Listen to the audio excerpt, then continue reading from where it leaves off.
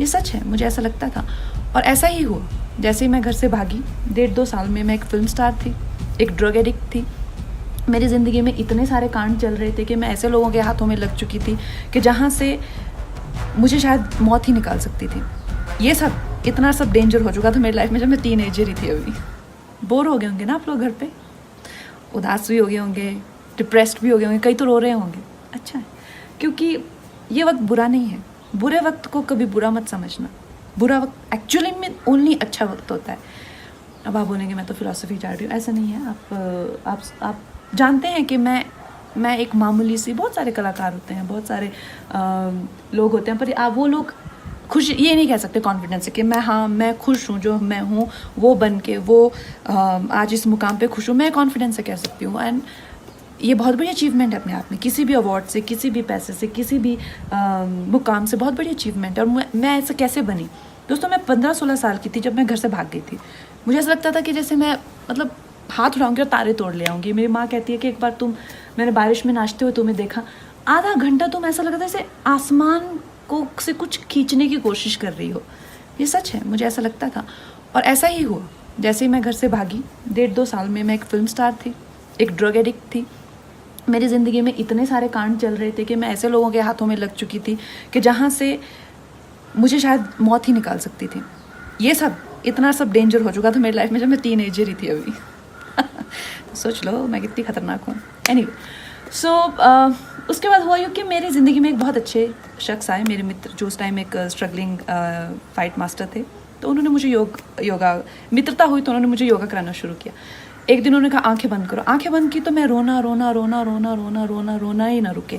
तो कहते यार बड़ी अजीब लड़की, आंखें ही नहीं बंद कर सकती, तो मेडिटेशन कैसे करेगी? तो उन्होंने मौका मिलते ही मुझे एक बुक दे दी, राजा योगा। तो उस बुक में प्रोसेसेस हैं बहुत सारे, बहुत अच्छे, और मैंने विवेकानंद जी को अपना गुरु मान लिया और उन्हीं के गाइडेंस में मैंने अपने आप को बहुत संवारा। क्योंकि मुझे हमेशा से लगता था कि यार ये हैं एक्शंस मेरे। मैंने कभी किसी को अपनी स्थिति के लिए कभी किसी को नहीं सोचा कि यार ये इनकी करतूत है। तो I think that is why I could work on my self. और अगर